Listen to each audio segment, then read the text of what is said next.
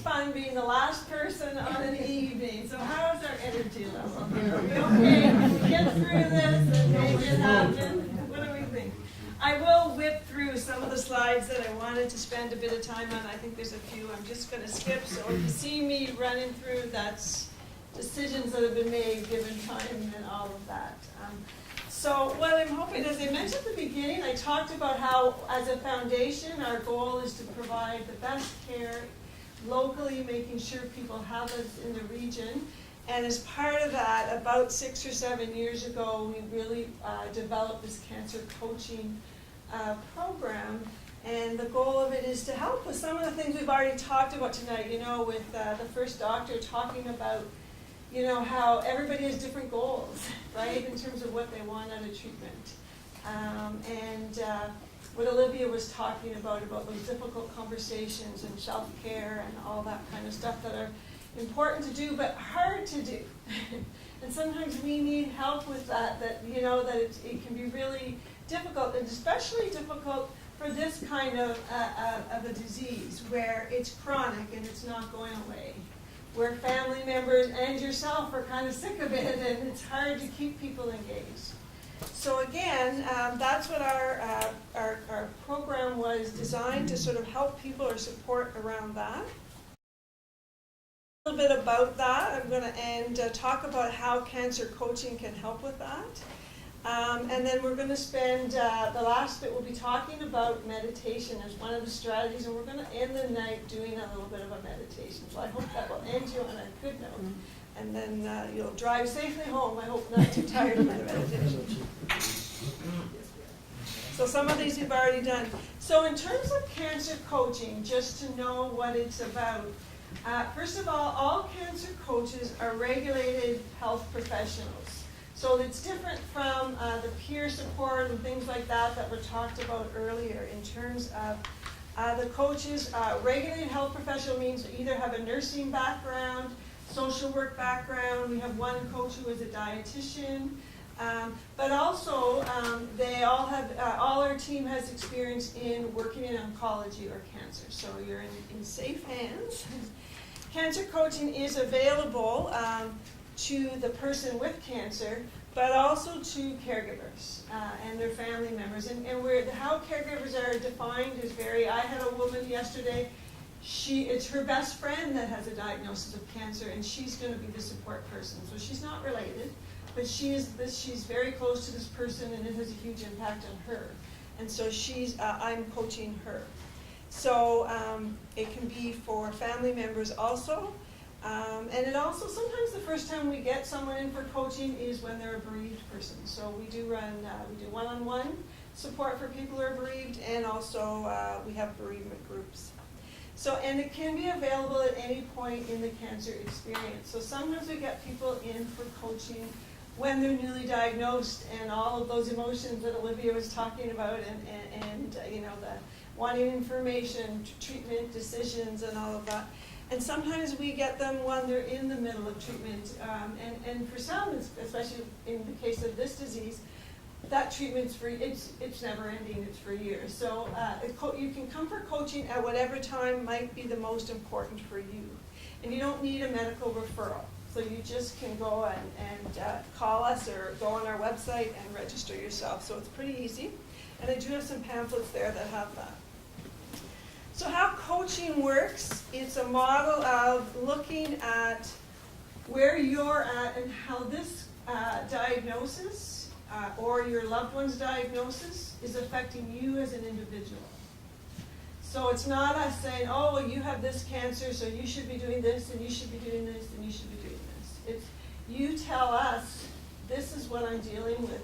These are the areas that I'm really struggling with, and I want to move forward in that. So it's a coaching moving forward model, so that it's looking at those needs and what are some steps and strategies that you can do, along with the support of a coach, to develop a plan so that you can improve things, have a better quality of life, perhaps have more energy. So it really depends why you're there. So we always say you're in the driver's seat because it's what matters to you.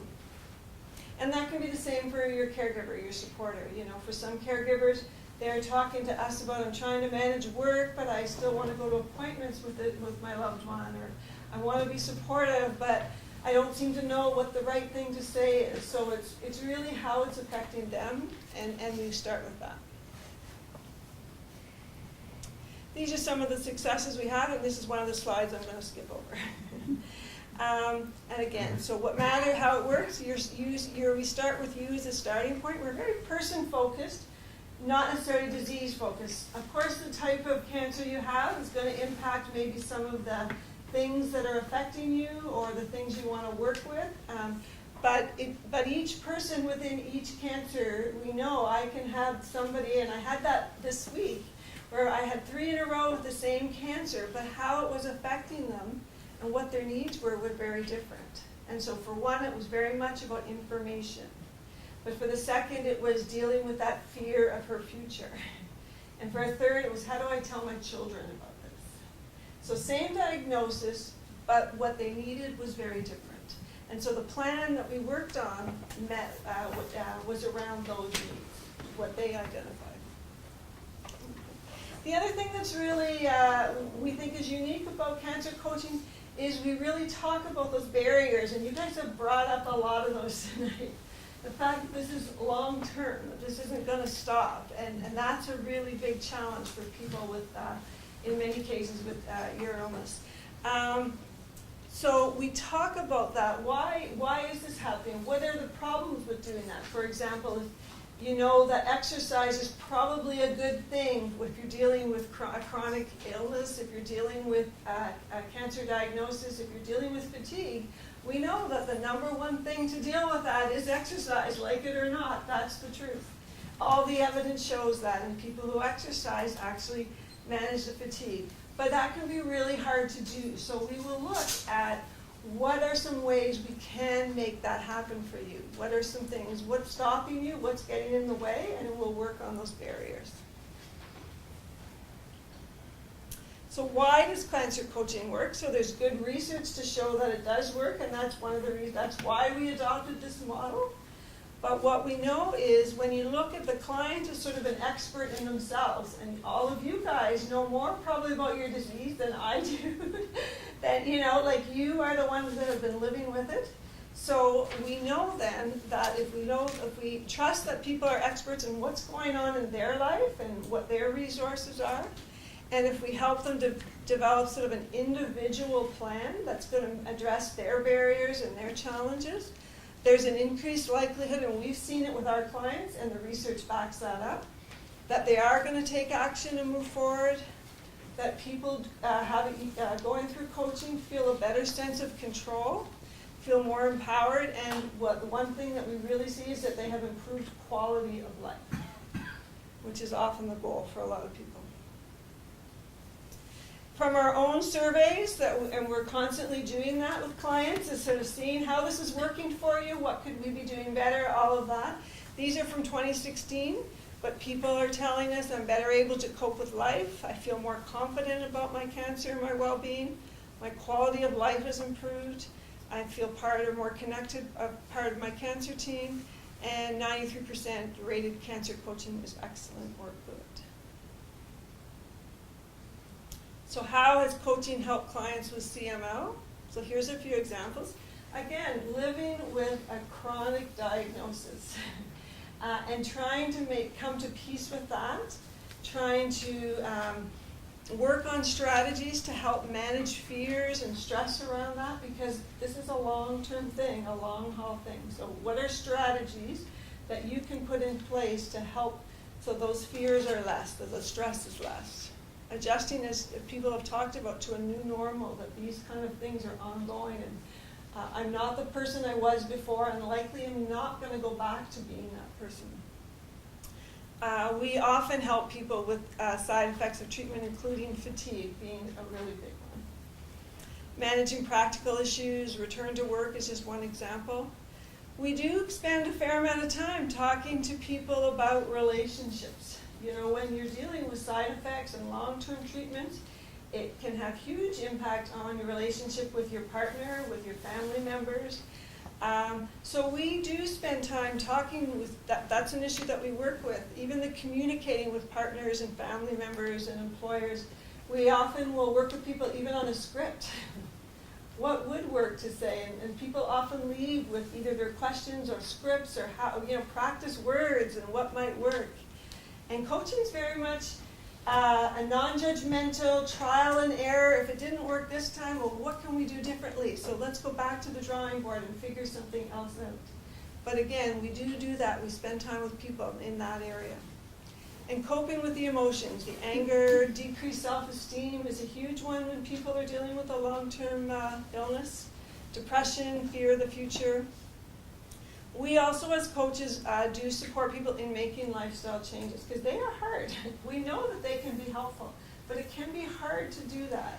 And sometimes working with a coach to come up with a very realistic plan, what Olivia was talking about setting goals that are realistic, small steps and building on those, that's something we can help with as a coach. And the other one too, about 30% of our clients are caregivers. Sometimes we don't even see the person that has a cancer diagnosis. We see the caregiver, but a lot of times we see both. And they can have a different, a coach for each one, totally separate. You can come together. Just really depends what will work best for you. Teresa is going to take a couple minutes Teresa has experienced cancer coaching, so she's going to come up and share her whatever you're comfortable with. I'm going to stick to my notes in the interest of time, and also because the fatigue has hit me as well, but it was a couple of years post-diagnosis that I sought the help of a cancer coach here at the Ottawa Regional Cancer Foundation. I was struggling with ongoing physical and intellectual fatigue, which greatly limited my daily activities. And I could say it was debilitating a lot of the time. I had understood that this fatigue should have passed, or at least been substantially reduced at this point. Again, where I heard that from, where I expected that from, I don't know, but that was my reality. My cancer coach, and I have to tell you a funny story, I walked in, I told Patty this, I walk in and this young 26-year-old guy calls me and I go, oh my God, he's the same age as my kid. Like, what am I going to get out of this, okay? Well, he was phenomenal, okay? He was phenomenal. And he's moved on since, but, he really helped me with, accepting the fact that things were different now. And that was something that I hadn't really, accepted that easily. But anyway, he advised me that people can have different responses to cancer and cancer treatment, and that resuming pre-cancer capacity doesn't happen for everyone. I guess I never really appreciated that, so I may not have had realistic expectations for myself. And I have to say that most of my discussions with my hematologist were about my white cell count and my, and basically the clinical, you look good, your white cell count's improving, blah, blah, blah, but not so much on how I was really, I'd say functioning every day, or maybe, enjoying life. So he encouraged me to decide what activities in my life were most important to me and within my capacity, to schedule those activities throughout the week or day, to pace myself and to leave ample room for rest and recovery in between. I had gone from a very, very busy job career. I worked 50 to 60 hours a week. I did international travel. I always worked, raised my kids, cook, bake, garden, on and on and on. And, those things weren't possible for me anymore. And I did end up leaving my job because that kind of work schedule and demands were just not possible for me. And my employer wasn't really that interested either once I couldn't do it anymore. And I think the one big thing was about pacing myself and resting in between and being realistic. And I have pajama days. There are days that my daughter comes home and goes, oh, are they the same pajamas from, this morning? And it's, yeah, I haven't had the energy for a shower and so on. I needed to focus on the important stuff. So there was a lot of noise and a lot of things and a lot of multitasking I stopped doing. And I really said, what do I want to do in a day? What's the most important thing for me? I still have to work on that exercise. okay? Because I think that's one of the things that you have this idea of all these other things you really want to accomplish in the day. And, you know, when you have limited physical energy, sometimes that zaps you when you don't get to the other things. But for me, I'm trying to put it as a premium activity. The advice was a major turning point for me because I then understood and accepted that I might not recover the capacity to do everything I had done in the past. I may never. I was 50 when I was diagnosed. I just turned 57. You know, I'm one of those people that, you know, is hoping that we'll somehow have great results from these treatment-free remission studies at some point, because my family certainly doesn't support it that much. I knew that I had to develop a realistic strategy for arranging my daily and weekly activities, and I had to learn against my natural inclination to say no to myself and others without feeling guilty. And, you know, I'm not entirely there yet, but it's something I continue to work on. So, anyway. That's my experience. Thank you for sharing that. Well, that's an example of how coaching, you know, and some of it is even stuff we kind of know, but we sometimes need space to actually put a plan into place and take those steps and sort of organize. And sometimes we're too tired to even do that piece, so working with a coach can help with that. So what do we offer here? Again, we're a foundation, everything's fundraised, and what our donors are, where we're fundraised for coaching, is 5 hours of one-on-one coaching. There's no charge for that, for each person when you register, and that is for the person with cancer, but if the caregiver registers, they get their own 5 hours of coaching. And generally it's about over the period of a year. It really depends why you come. So some people will use that up fairly soon, or will use up a few hours and then might be okay for a few months or whatever. So it's very individual depending on your needs. So you'd work that on the plan with your coach. The other thing we offer here, and this is again where I'm going to kind of whip through this, but we do know that although everybody's unique, we do offer some group programs because there are some commonalities and common issues that people that are going through cancer experience. So I'm going to just highlight two because they're coming up soon if they are of interest to people. We're starting, actually, and I'm going to talk, we're going to do a little meditation. I'm going to hurry through because I really want us to do a meditation together. But we're going to be offering a 4-week meditation workshop starting next week, and for 4 consecutive weeks in April. If meditation is something that is, and I'm going to explain to you in a minute why that should or could be important to you. The other one that's coming up really quickly is a brain fog, and there is something called cancer-related brain fog. And fatigue adds to that, but cancer itself causes changes in the brain. Treatments cause changes in the brain, and so if you're having issues with memory, you're having issues with concentration, you can't read books like you used to read, you have trouble with word finding, all that kind of stuff, likely that could be related to your cancer diagnosis. And there's an 8-week program we have. 2 of us have been trained to lead it, and it's based on some science and that, and we talk about strategies and we work together for 8 weeks to help improve that, and that's been a very popular program. It is starting, we only offer it usually about twice a year, so it's starting April 18th, so if that's of interest, I have some flyers for that over there. But those 2 programs I'm highlighting. We have a whole bunch more, and if you're interested or ever, we can get you the program guide, and I can answer questions about those things after. We also have, we are sort of a hub for all kinds of things here, education programs, all that, but we have a drop-in peer support group every Wednesday morning, and on Monday nights there's a group that comes, and they just want to socialize, so they do fun activities on Monday night. We also offer cultural interpretation, or CI, if people have language barriers. The other exciting news is that we always were just based here, and we would love everyone to come to this beautiful center, but we realize that's a barrier for some. So now, as coaches, we're going out into the community. So on Fridays, I go to Beyond Yoga. I have a coach going to Rockland, in the East End, and a coach going to Vanier, and we're expanding more. So if you're interested, I do have some pamphlets, but you can just go online and register, or you can call. And then usually once we get your registration, you just go to the website, there's a little registration button in the top right corner. When we get that within 2 business days, we usually call you, and set something up in order to, we'll match you with a coach. Normally what we would suggest is you come to an orientation session and so that you hear about coaching and all that. If you do register and think that's something you want, you can be free to say, I was at the CML presentation and I heard a lot about coaching and I feel pretty comfortable just coming one-on-one with the coach. So, but you could also come again to the orientation, that would be up to you. But feel free to say that if you do that. And then you'll just meet with your coach.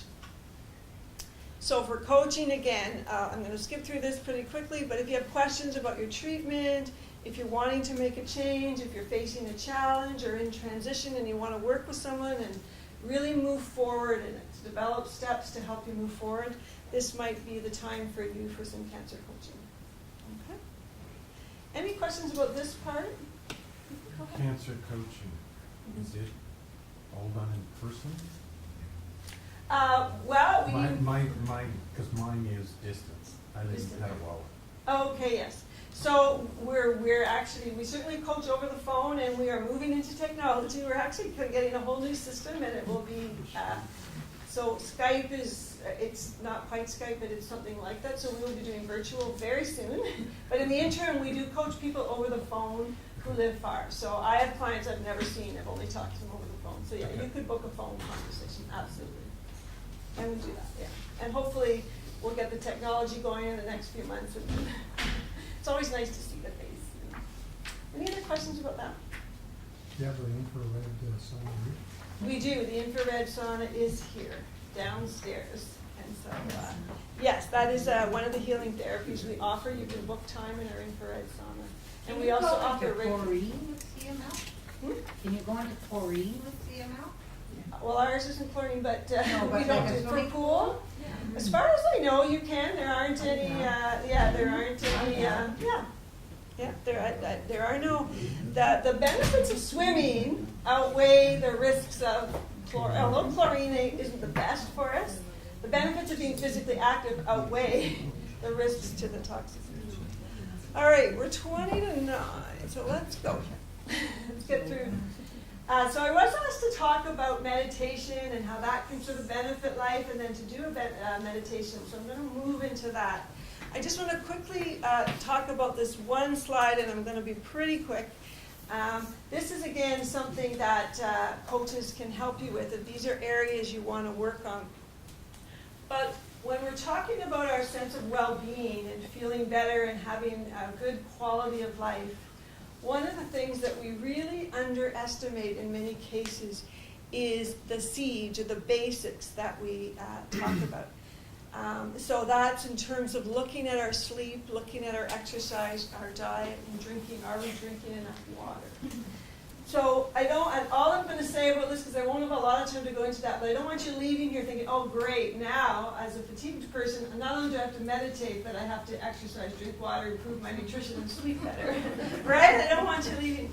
This is actually a very good news story because we underestimate the impact of when we don't have these things happening, like if we're not exercising regularly or if we're not drinking enough water. We underestimate, actually, even if we were to put aside the fact that we have a cancer diagnosis, if we took a person who didn't, and they are not exercising, they're dehydrated, they're not sleeping well, and they're not eating healthy food, they likely are feeling fatigued, irritable, there may be some depression in there may be some anxiety, they're probably not functioning at their best, right? Add in something like CML with that combination, and that's really difficult. And often people, when they have a diagnosis with cancer, quite often the first thing, even if they were doing these things well, often the stress of it and the overwhelmed feeling and going through treatments and all that, they give these things up.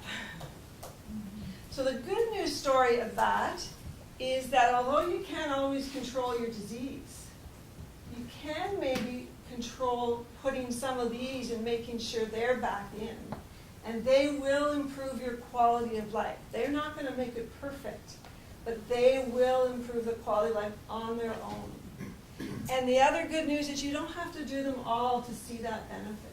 So it's always starting with the one that's easiest for me to do. In many cases, sleep is the hardest thing to fix. And high percentage of people with cancer have sleep issues. But it's maybe easier to buy yourself a lovely water bottle, keep it on you, and be drinking this up 3 times a day and getting it through you. It also, if you want your biggest bang for your buck, if you can get some exercise or movement into your life, if you're not doing that, that's, again, big bang for your buck. Of just taking a short walk several days a week, or doing some yoga, or doing whatever, going to the pool, whatever works for you. And again, that's where as a coach, we can sort of help you gently put those in. And each of those on their own will add a little bit of that quality of life, which actually may make it easier to do some of the other stuff. Housework, work? Well, That's a chore. for some people it might be. And it does count as movement and activity and all of that. Generally, when we're looking at physical activity, we kind of like you to have something that is getting your, eventually, if you're not doing it all, you got to start small, but it's something I used to like to say, you need to change your clothes after.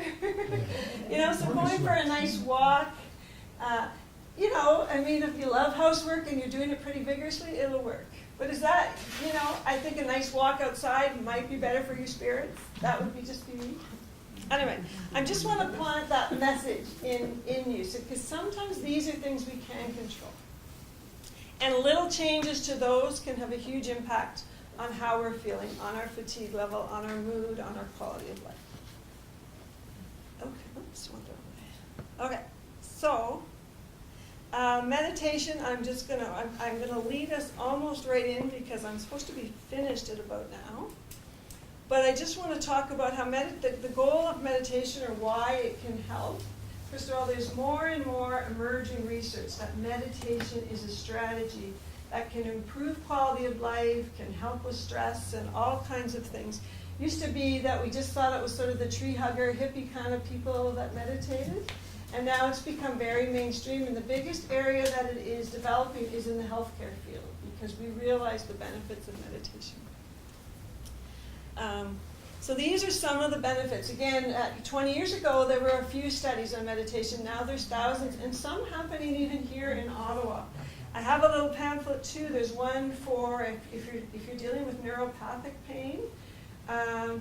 They're doing a study, and they're recruiting people to do on learning mindfulness-based stress reduction to help treat neuropathic pain. So I have handouts if that's something people are dealing with. But meditation has been shown to lower cortisol levels, increase serotonin, well-being, help with sleep. So if sleep's an issue, that might be something you want to explore. The other thing they find is even if it doesn't make you sleep more, you cope better, and you feel that you need less sleep if you're meditating. Again, pain management, lowering blood pressure, and there's been some studies, people who meditate visit their doctors less, have less visits to the emergency department. So lots of good emerging evidence. There are all kinds of meditation techniques, and I can send these slides, with these links, because there's some good links, and actually the one that Olivia mentioned, I didn't put on here, but it is also a good one. I've had clients, the Palouse mindfulness one, that is an excellent one that I should have on here, and so hopefully we can get it. I'll add it before I send out. If people have given their email, I'm happy to send those out. But these are some other things. So for the how-to and the different types, this website's really great. And I have an app, a link to an app on your phone that can just be really user-friendly, and a lot of my clients are using it. And I'll just talk a little bit about mindfulness meditation, because that's the one in the healthcare system that is the one we're studying the most and introducing the most. A major reason for that is because it's secular. You don't have to, it's not based on any religion or spiritual belief. It's just really focusing on the breath and being present in the moment. So it works for everybody. If you are religious or spiritual, it doesn't go against anything that you might feel in your religion. So it doesn't counter it. But it's really about bringing yourself to the present moment, and what are you feeling today? What's happening right now? because, and I think Olivia talked a bit about that too, a lot of our angst can be either anger or frustration about what happened in the past, or fears about the future. Even though in this moment, perhaps you're feeling fine and your levels, your blood work is fine, right? You're still in that zone where it's okay, but it's always that fear of every blood work and what is that going to mean, and our mind can go off. So mindfulness, practicing it on a regular basis, can help us from being all this really high stress levels. It can help us sort of, you know, I think Olivia too, that whole beach ball, just being a bit more relaxed about it. It's a regular practice, and it's been shown to be quite helpful. This is just another ice quote, but mindfulness is sort of being aware of what's happening right now, so that even if it's not a good day, when you focus and are mindful of what are you feeling right now, you actually can be better at sort of solving the problem right now, rather than worrying about what this could mean and what the future is. What do I need today? What's going on for me today, and who do I need to talk to? Do I need to take more rest? Do I need pain medication? Do I need to check in with my doctor because this is unusual for me? So it helps really with your decision making. And I just wanted to highlight, as I said, we have a meditation course. So this one's coming up, so it's time sensitive. Our group coaches we do charge for. So the one-on-one coaching there is no charge, but the group programs we do have fees attached to them. So the meditation course is $75 for the 4 weeks. All right, how are we doing? Can we do, or do people have it to do a little, about 6-7 minute meditation together?